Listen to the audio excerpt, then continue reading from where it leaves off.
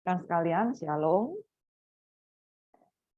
Saya Om, ya tadi sempat ngobrol-ngobrol di awal ya, jadi saya sudah cukup lama tidak pernah ke Nias dan memang sebetulnya bukannya nggak ada kesempatan sih ya, saya memang jujur menolak pada waktu diundang oleh Guru Injil Aruma. Saya memang sudah lama sekali tidak pernah pelayanan keluar kota dan selama ini kalau pelayanan keluar kota memang bareng rombongan. Jadi tadi saya bercanda, coba nanti cari kesempatan yang perginya rame-rame ke Nias. Jadi lebih semangat begitu ya. Saya mendapatkan tema pada malam hari ini tentang membangun keluarga, unconditional love.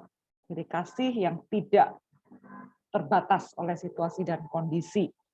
Dan saya merasa ini adalah topik yang sangat baik, yang tidak akan habis-habisnya kita akan bahas. Dan ini juga yang sebetulnya menyatukan kita dimanapun kita berada, terlepas dari bicara mengenai topik keluarga, kasih yang seperti ini yang membuat kita bisa menjadi satu saudara di dalam Tuhan. Ya, saya akan membagikan materinya. Jadi, rekan-rekan sekalian, tentu kita belajar unconditional love ini daripada Tuhan sendiri ya. Nah, sebelum kita memikirkan tentang Tuhan, kita melihat bahwa diri kita sebagai manusia diciptakan oleh Allah yang rupanya Allah sendiri menempatkan kita untuk hidup itu selalu di dalam sebuah komunitas. Sehingga kehidupan manusia itu seperti gambaran bahwa Allah sendiri adalah Allah yang berkomunitas. Karena Allah kita adalah Allah Tritunggal. Bagaimana hidup manusia menggambarkan mengenai komunitas pribadi Allah? Waktu kita lahir di dunia ini, kita pasti dari sebuah komunitas. Cuman Tuhan Yesus saja yang lahir itu cuman dari mama ya. Selebihnya itu pasti papa, mama. Entah kejadiannya normal atau tidak normal dalam pengertian ya bisa kemudian secara surat itu seorang bayi lahir cuman berdasarkan nama dari mama ya. Tapi pasti ada papahnya. Jadi kita lahir di dunia ini pasti di dalam sebuah komunitas. Setidaknya keluarga papa mama. Lalu kita makin besar, kita secara umum masuk ke sekolah, begitu. Lalu kita kemudian bertumbuh menjadi remaja, kita punya teman-teman, kita membutuhkan penerimaan teman. Lalu sampai kita lebih lanjut lagi, kita butuh kerja. Nah, ketika kita bekerja pasti butuh orang lain. Kita nggak mungkin hidup sendirian. Pekerjaan sendiri itu pun harus dengan orang lain, ya. Di dunia ini nggak ada pekerjaan saya sendirian. Kalaupun saya seorang yang menghasilkan sesuatu, saya perlu orang lain untuk beli. Kalau enggak, buat apa saya bikin sesuatu nggak ada orang beli. Dan sampai kemudian kita menjadi semakin tua, waktu tua kita biasanya ingat masa lalu, punya teman-teman masa muda. Orang tua sukanya reunian. Dan sekarang dibantu dengan ada kemajuan teknologi, jadi ada WhatsApp group ya. Jadi kita suka bikin grup WA. Paling biasanya paling normal tuh grup WA SMA begitu. Lalu nanti ada grup WA SMP, grup WA SD. Udah nggak kenal lagi tuh siapa ada di situ ya. Tapi orang begitu, suka mengingat teman-teman di masa lalu. Sampai akhirnya menjadi semakin tua. Ketika seseorang udah sangat tua dan dia sampai nggak bisa urus diri sendiri, dia kembali membutuhkan orang lain untuk urus dirinya sama seperti ketika lahir menjadi bayi. Jadi manusia hidup sepanjang hidupnya itu dia perlu komunitas, dia perlu orang lain begitu ya. Dan ini maka kita ini sebagai ciptaannya mencerminkan hal ini. Kenapa hal ini menjadi dasar di dalam kita membahas mengenai unconditional love? Karena dengan kita berada dalam komunitas, berarti kita tuh akan selalu punya relasi sama orang. Nah, rupanya tetapi relasi dengan orang lain ini ya, ini tuh bisa efeknya dua macam. Kita bisa dengan berelasi dengan orang lain kita dibangun, tetapi kita juga bisa relasi dengan orang lain tuh kita dihancurkan. Maksudnya apa? Adalah fakta bahwa ketika kita berkomunitas, kita punya relasi dengan orang lain, kita punya pengalaman-pengalaman yang menyenangkan luar biasa. Tetapi kita juga bisa punya luka-luka yang paling menyakitkan karena kita berelasi. Kalau kita hidup sendirian ya, kita nggak ada sukacita, nggak ada duka cita juga ya. Karena apa? Ya sudahlah, itu nggak tahu istilahnya apa ya. Saya seorang diri aja. Tapi dengan kita bisa dengan orang lain kita bisa ketawa kan. Kalau sendirian mana mungkin ketawa. Saya ketawa sendiri apa yang lucu gitu. Tapi saya ketawa dengan orang lain termasuk ketika kita nonton stand up komedi misalnya. Ya karena dia lucu saya ketawa. Jadi kita ketawa dengan orang lain.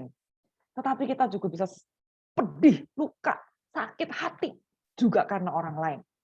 Nah, jadi rekan-rekan sekalian, relasi manusia itu sangat rapuh. Bisa ada hal yang sangat menyenangkan, tetapi bisa ada hal yang sangat menyedihkan, melukai, dan kalau sudah melukai bisa membekas, menjadi trauma, menjadi kepahitan itu ya. Itu sulit sekali untuk dipulihkan dan kadang itu mempengaruhi kepribadian kita, kita menjadi pribadi yang tidak menyenangkan. Misalnya seperti itu. Karena kita pernah punya luka di masa yang lalu. Nah, jadi peristiwa ini menunjukkan bahwa kita ini memang tidak mampu mengasihi orang lain tanpa terlebih dahulu kita menemukan kekuatan kita dalam relasi dengan Allah yang adalah kasih tadi itu ya. Allah adalah kasih. Allah menyatakan kasih di dalam komunitas Allah itu sendiri. Bapa mengasihi anak, ya, anak mengasihi Bapa. Lalu kemudian ada Roh Kudus diberikan kepada kita supaya kita tuh bisa mengalami kasihnya Bapa. Ya, kalau Bapa mengasihi Yesus, Yesus mengasihi Bapa kan banyak ayatnya ya. Dan disitulah kemudian kita sebagai orang Kristen itu bisa punya kasih yang kasihnya Allah itu dengan cara Roh Kudus Allah diberikan kepada kita. Nah, kalau kita punya hal seperti ini, baru kita itu bisa punya unconditional love untuk kita bisa saling mengasihi. Kalau tidak ada itu, nggak mungkin bisa.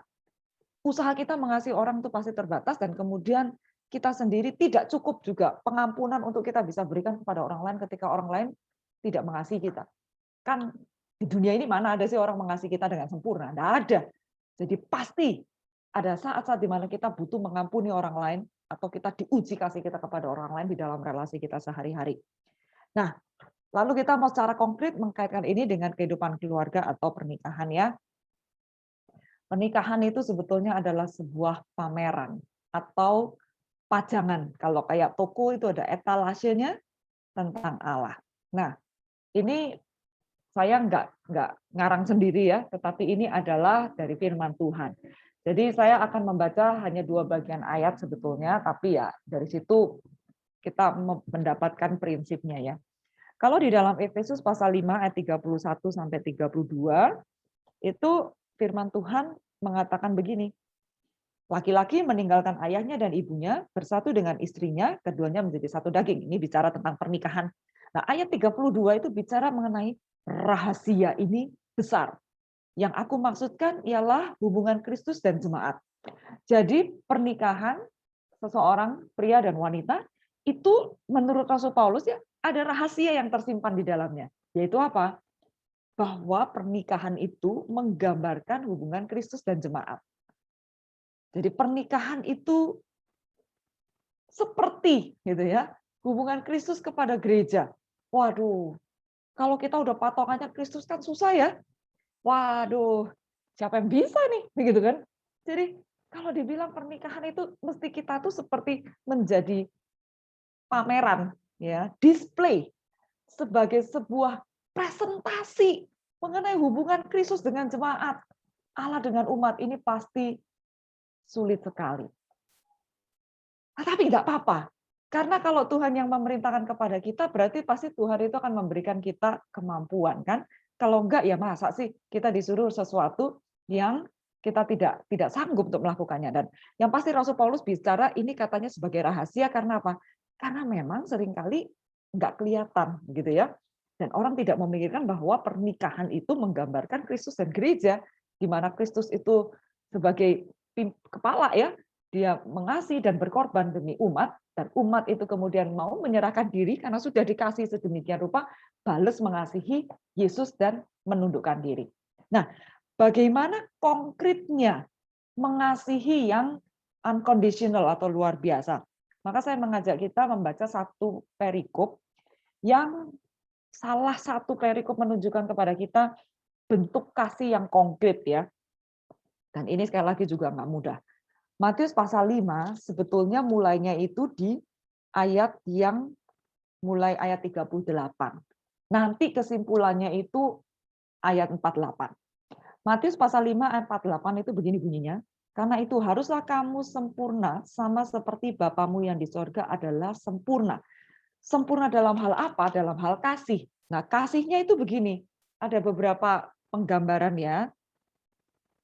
Jadi ini dimulai dari ayat 38, di mana perjanjian lama itu memberikan hukum yang Allah tetapkan supaya kehidupan sosial bermasyarakat itu baik. Gitu. Salah satu hukum di dalam perjanjian lama, mata ganti mata, gigi ganti gigi. Kalau kamu merugikan orang lain mata, kamu mesti ganti mata. Kamu merugikan orang lain gigi, kamu harus ganti gigi. Lalu Tuhan Yesus mengajarkan, jangan kamu melawan orang yang berbuat jahat kepadamu, melainkan siapapun yang menampar pipi kananmu, berilah juga kepadanya pipi kirimu. Ini salah satu bentuk unconditional love. Tentu ini bukan literal ya. Kita kalau suatu saat pernah ditampar orang terus kita langsung kasih. Tapi ini merupakan gambaran. Apa yang pertama adalah tentang kalau kita tuh sampai mendapat penghinaan yang luar biasa, tamparan di muka itu penghinaan ya. Ya muka ini kan apa ya namanya?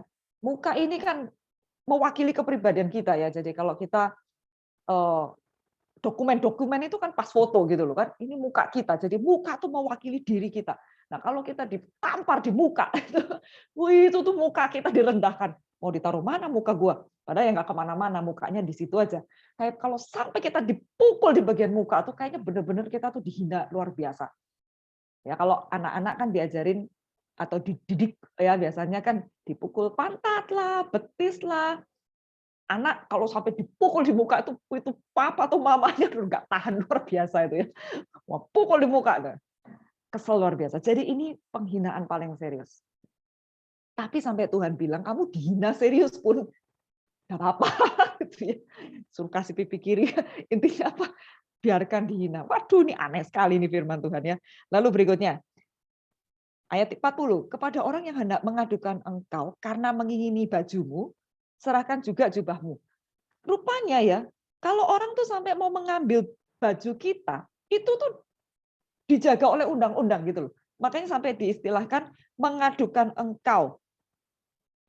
Jadi baju itu diatur oleh undang-undang. Rupanya pada saat itu ya sampai hal seperti ini pun diatur dengan hukum. Jadi ini tuh orang melawan hukum.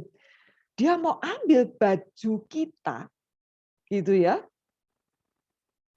Baju itu bagian dalam, suruh serahkan jubah yang bagian luar. Jadi kesannya ada aturan pun kamu sebetulnya punya hak untuk mempertahankan hakmu, tapi kamu lepas hakmu, malah kasih lagi lebih begitu. Waduh, lucu ya. Lalu kemudian ada satu lagi penggambaran. Siapapun yang memaksa engkau berjalan sejauh 1 mil, berjalanlah bersama dia sejauh 2 mil. 1 mil itu merupakan batasan kalau kamu membawakan beban seseorang yang misalnya entah jadi porter atau apa begitu kira-kira. Nah, itu cuma boleh sepanjang 1 mil. Kalau lebih dari itu udah kecapean misalnya begitu. Jadi ini juga ada budaya di masa itu dibilang kalau kamu sampai diminta berjalan selama 1 mil, sejauh 1 mil, kamu lakukan ekstra begitu ya. Kamu lakukan lagi lebih dari itu. Waduh, ini ekstrim sekali. Ekstrim sekali firman Tuhan ini. Mau menunjukkan kamu melampaui yang kamu sanggup, seakan-akan begitu ya.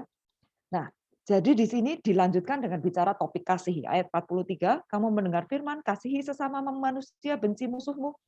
Kan, ya itu wajar dong. Kita enggak bisa mengasihi semua orang. Apalagi orang menyakiti kita, kadang kita menganggap, duh dia jadi musuh buat saya. Tetapi Tuhan Yesus bilang, kasihilah musuhmu, berdoalah bagi mereka yang menganiaya kamu, karena dengan demikian kamu menjadi anak-anak Bapamu di sorga. Dengan melakukan hal ini tuh kamu tuh serupa dengan Bapa. Dan itu terus sampai penutupnya bilang, haruslah kamu sempurna sama seperti Bapamu di sorga adalah sempurna. Nah, ini salah satu contoh atau hal konkret yang kita bisa pelajari dari firman Tuhan.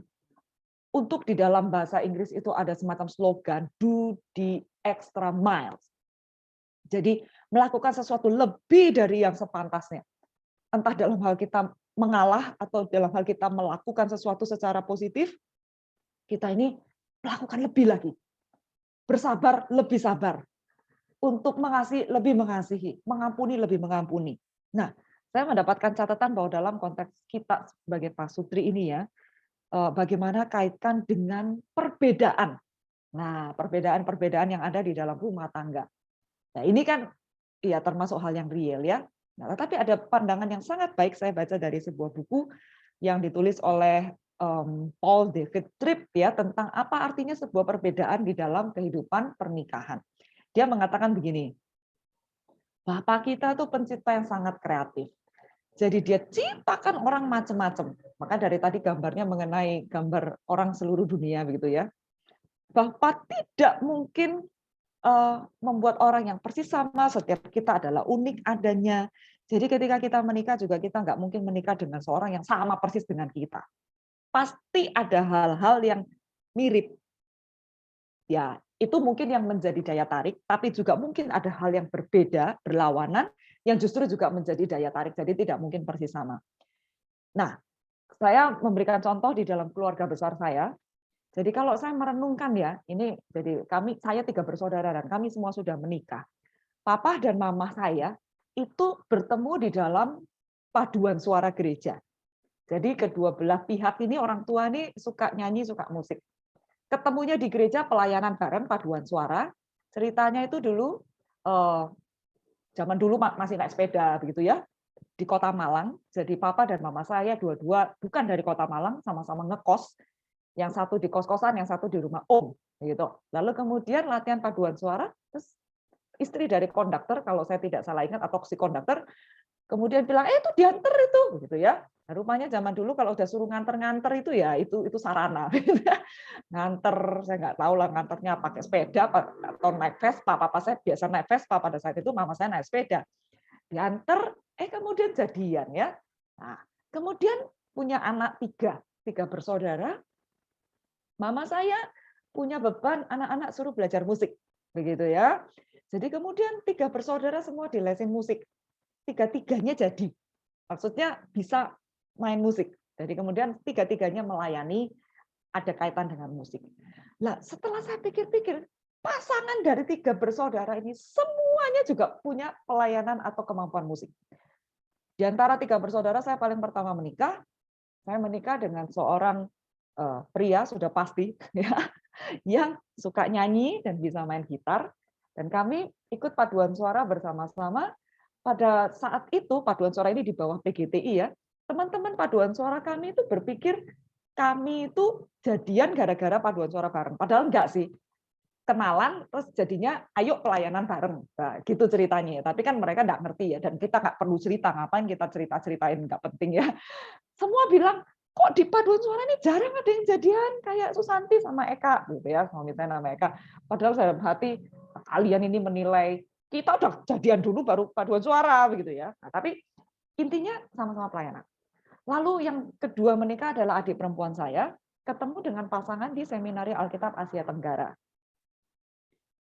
Suaminya bisa main musik juga dan bisa nyanyi juga. Ya nyanyinya enggak jago-jago amat, tapi paling enggak kalau kepepet suruh ngajari orang nyanyi bisa lah ya, gitu. Jadi dua-dua juga punya kesamaan dalam hal bisa musik. Lalu kemudian kakak laki-laki saya, koko saya ketemu teman hidupnya adalah ketika dia didukung sekolah di sekolah musik di Singapura. Jadi ada seorang jemaat nawarin, kamu mau nggak disekolahin ke Singapore Bible College ya. Lalu kemudian dia dibeasiswain oleh sebuah gereja ini. Lalu biasalah ya, sama seperti rekan-rekan yang pelayanan misi gitu ya. Kalau sudah didukung kan suruh pelayanan gitu ya di gereja. Nah, disitulah dia ketemu calonnya yang sama-sama juga rupanya pelayanan musik. Jadi saya mikir, wah ini lumayan ini kami ya, seluruh keluarga besar bisa sama-sama suka musik. Nah, tahun 2019 papa saya Tuhan panggil.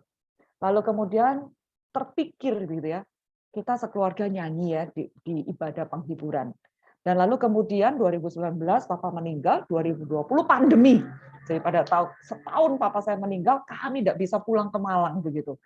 Saya dan adik saya ada di Jakarta, tinggal kakak laki-laki saya di Malang. Terus akhirnya saya terpikir bikin virtual choir keluarga. Masing-masing diajarin rekaman sama sudah ada satu ponakan pada saat itu ya. Jadi pernikahan bisa seperti itu. Tapi kalau ditanya, apakah dalam seluruh keluarga-keluarga ini 3 pasang ini semua persis sama? Pasti tidak. Saya sendiri punya punya punya perbedaan dengan suami saya dan saya tahu pasti koko saya itu juga tidak mudah begitu ya, karakternya juga keras begitu ya, istrinya itu juga waduh harus juga ada pengertian yang luar biasa. Lalu kemudian adik perempuan saya itu menikah dengan, ya saya nggak tahu ya, Gurinjil Aroma tahu nggak, dengan suami yang lebih muda, ya melayani di GKI Mangga Besar, Pendeta Luki Samuel, itu ipar saya, jadi pasti juga ada pergumulannya sendiri. Ya, jadi perbedaannya cukup banyak. Nah, jadi kita ini tidak mungkin menikah dengan orang yang persis sama. Jadi pasti ada perbedaan dan itu perbedaan itu tidak tahu sampai kapan akan terus berbeda atau bisa kemudian jadi agak sama. Nah, bagaimana caranya kita bisa mengasihi dengan sempurna gitu ya? Yaitu bahwa dalam konteks perbedaan, kita mesti melihat bahwa perbedaan itu dilihat dengan penghargaan dan rasa hormat bahwa ini terjadi bukan karena siapa benar siapa salah. Ya, kalau sudah bicara perbedaan ini ya, ini adalah karena Allah kita luar biasa menciptakan kita. Ya, saya tahulah yang disebut berbeda itu pasti ada yang kesannya yang ini lebih bagus, yang itu kurang bagus gitu kan. Yang satu lebih rajin, yang satu kurang rajin, yang satu suka beres-beres, satu kurang suka beres-beres ya. Tadi ada yang bilang kan pulang pengen rumah rapi gitu kan. Ada yang kurang rapi, yang satu lebih rapi. Pasti nggak bisa persis sama begitu loh. Ada yang mungkin lebih sabaran, ada yang kurang sabaran. Ada yang ya lebih peka, ada yang kurang peka. Ada yang kalau ngomong nyakitin, ada yang penuh pengertian. Semua itu pasti dalam derajatnya pasti ada bedanya.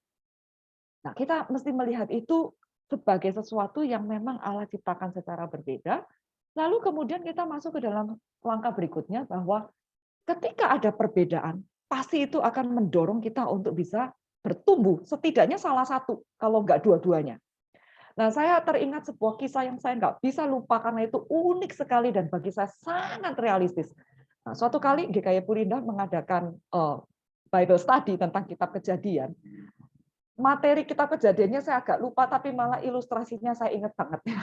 Oleh Ibu Inawati Tebi, dia adalah dosen dari STTRI Jakarta ya, menceritakan mengenai kehidupan keluarga ya, suami istri dengan anak. Istrinya itu punya kebiasaan kalau narik laci ya, laci lemari begitu, itu nggak mau nutupin lagi, nggak didorong masuk gitu, udah ditarik, biarin aja ditarik gitu. Nah, suaminya merasa aneh sekali sini ya, kesel ya setiap kali mesti masukin lagi, dibalikin lagi. Nanti ya pasti kan ditarik lagi kan, yang namanya laci kan pasti ada fungsinya tarik, tutup, buka, tutup, buka, tutup. Sampai suatu kali laci ditarik keluar, lalu anak mereka yang masih kecil kejedut, jadi kebentur kepalanya, luka begitu ya. Nah, tidak diceritakan seberapa parah, tetapi suaminya berpikir, oh anak sudah kejedot di kepalanya, habis ini istriku berubah, kan sudah jatuh korban. Itu kebiasaan yang kurang baik dengan narik laci tidak dimasukin lagi itu kan sudah membawa korban anak jadi cedera gara-gara kejedot laci. Ternyata harapan suami tidak terjadi, saudara. Ibu Ina menceritakan bahwa tetap aja istrinya tarik laci tidak dimasukin lagi, begitu ya. Nah, sampai kapan? Ya nggak tahu ya. Apakah suatu saat akan berubah? Nggak ngerti juga. Nah, kalau seperti itu siapa yang berubah? Kalau misalnya istrinya nggak berubah-berubah, ya suami paling nggak harus berubah. Ya sudah, tutup terus, tutup terus, nggak tahu sampai kapan, begitu kan? Masa suami tega? Biarin aja deh, habis ini anak gua kesandung. Masa dia tega begitu? Ya nggak bisa. Salah satu pasti harus berubah. Karena apa? Ya harus ada yang satu pihak mau bertumbuh. Kalau enggak, kasihan tuh anak. Dia punya pengalaman memori di dalam keluarga adalah apa? Di rumahku tuh laci kalau dari tarik keluar nggak ada yang nutup. Dia punya pengalaman itu. Nanti kalau dia cerita tentang keluarga, apa yang kamu bisa bagikan tentang keluargamu? Saya belajar, laci dibuka nggak ditutup. Dan nanti anaknya begitu juga ya. Nanti dia menjadi hal yang sama dengan pasangannya. Nah, nggak selesai-selesai. Jadi pasti salah satu pihak itu harus bertumbuh. Entah siapa, begitu ya. Dalam contoh ini kelihatannya sederhana, tetapi kita bisa punya ya satu hal yang mungkin kata jengkel sekali. Kita mengharapkan pasangan berubah, dia nggak berubah-berubah. Ya siapa yang bertumbuh sekarang? Ya siapa yang duluan mau berubah begitu ya? Nah jadi pernikahan itu merupakan salah satu alat utama Allah untuk merubah dan menumbuhkan kita. Maka untuk hal ini pun, ini butuh yaitu kasih Allah yang tidak berkesudahan. Kenapa sampai orang itu bisa sampai lelah dengan pernikahan dan sampai memikirkan untuk berpisah, mengakhiri pernikahan? Karena dia sudah kecapean dan dia tidak punya lagi apa itu? Kuasa ya untuk mengasihi. Sudah tidak bisa lagi mengasihi. Nah, saya bukan mau menghakimi siapapun yang Kristen ya, yang sampai akhirnya dalam pergumulan ini kemudian mereka memutuskan untuk berpisah. Karena saya merasa hal-hal seperti ini adalah akhirnya kembali kepada dirinya dengan Allah. Saudara, saya tahu pasti perceraian itu bukan desain dari Allah. Tapi kalau sampai itu terjadi, saya tetap masih punya prinsip ya bahwa tidak ada dosa yang tidak diampuni ya. Jadi ketika kemudian seseorang sudah berpisah dan dia kemudian berumah tangga kembali atau tetap sendiri, dalam masa-masa itu ya kita merindukan orang seperti ini pun tetap bisa berubah dan bertumbuh. Meskipun sudah terlanjur ambil keputusan yang tidak memperkenankan Tuhan atau dikatakan itu menjadi batu sandungan buat orang lain. Sepanjang hidup kita, kasih Allah sama kita tuh nggak pernah berhenti. Jadi sekalipun kita sampai jatuh di dalam kejatuhan yang separah apapun, tetap ada pengharapan untuk kita itu bisa menjadi semakin baik dan bertumbuh. Termasuk melalui masa-masa yang tragis seperti itu misalnya ya. Dan risiko untuk misalnya melukai anak kalau ada anak, ataupun juga melukai pasangan ya itu risiko yang diambil. Tapi tetap bagi saya tetap ada pengharapan. Bersama dengan Tuhan, dia bisa punya perubahan hidup dan bisa punya pertumbuhan. Begitu ya. Dan memang pernikahan ini salah satu alat karena apa? Ya karena sebenarnya dari Tuhan tidak mau ada perpisahan. Berarti sesusah apapun pernikahanmu, kamu mesti bertahan di sana, begitu kan? Nah itu butuh kasih Tuhan. Nah, saya mau menutup dengan sebuah kalimat dari seorang teologia atau istilah teolog ya, C.S. Lewis. Jadi dia memberikan semacam panduan. Kalau kita mau berusaha melakukan kasih yang tidak berkesudahan itu, jadi dia mengajarkan ada hal-hal yang utama, itu tetap biarlah menjadi yang utama. Tetapi kalau ada hal yang sekunder, jangan dibuang, tapi itu kemudian ditingkatkan. Nah, misalnya saya belajar untuk mengasihi Allah lebih dari segala sesuatunya. Maka sebetulnya nanti itu akan berdampak dengan saya akan mengasihi hal-hal di dunia, termasuk pasangan, termasuk keluarga itu, akan menjadi juga lebih baik lagi.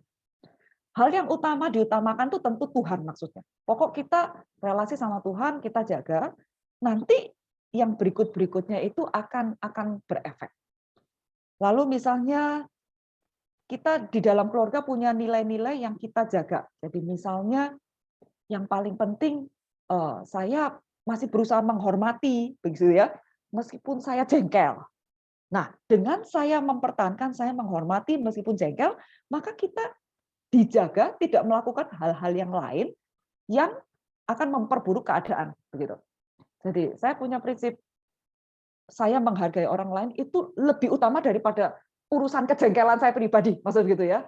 Saya mau belajar bahwa orang lain itu lebih diprioritaskan daripada saya memprioritaskan diri saya.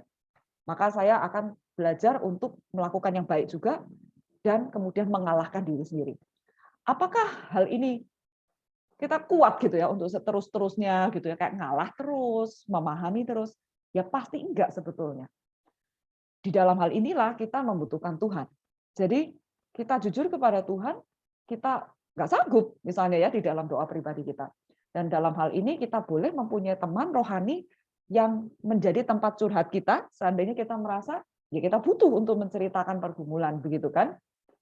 Tuhan sediakan segala macam cara, mungkin rekan, mungkin hamba Tuhan, atau Tuhan bisa bekerja secara supranatural juga. Jadi kita pegang hal-hal yang prinsip, lalu hal-hal yang berikut-berikutnya itu mengikuti begitu ya. Kalau kita tidak membolak-balikan urutan ini, mestinya kehidupan rumah tangga kita akan tetap terjaga begitu. Meskipun gelombang dan segala macam cobaan itu wah luar biasa ya. Karena kita punya pegangannya yang jauh lebih kuat. Allah itu sendiri jauh melampaui segala sesuatu yang terjadi, jadi pasti Allah sanggup untuk bantu kita. Memang ini menjadi prinsip yang ketika kita menjalaninya kita mungkin bisa merasa sulit. Tapi sekali lagi prinsipnya dipegang juga gitu. Prinsipnya dipegang dulu. Fakta dalam kehidupan itu dinilai berdasarkan prinsip dan kita juga memohon Tuhan memberikan kepada kita kekuatan dan bahkan juga Tuhan mengaruniakan orang-orang yang menolong kita untuk bisa bertahan di dalam hal-hal yang sulit tersebut ya. Ya Tuhan menolong kita untuk boleh membangun keluarga kita dengan unconditional love dari Tuhan kita. Kita bersama-sama berdoa. Bapa di surga, kami mengucap syukur Engkau memberikan kepada kami hal yang luar biasa. Bahwa kehidupan pernikahan itu adalah gambaran kasih-Mu kepada kami umat manusia. Dan kami dipercaya untuk menjadi presentasi Allah bagi dunia. Mohon kuatkan kami, topang kami di dalam menjalani kehidupan kami, supaya kami betul-betul bisa melakukan fungsi tersebut. Tuhan menolong kami memiliki kasih-Mu, Tuhan tanamkan dan berikan kasih-Mu semakin berlimpah-limpah dalam hati kami, supaya kami juga bisa mengasihi orang-orang di sekitar kami, dan khususnya di tengah keluarga kami, yang kami sering sekali bersinggungan, dan mungkin itu justru yang paling menantang kami, dibandingkan dengan relasi-relasi yang ada di luar sana. Tuhan memberkati Pak Sutri GKY Nias, biarlah Tuhan dimuliakan melalui kehidupan bersama. Dalam nama Tuhan Yesus Kristus kami sudah berdoa. Amin.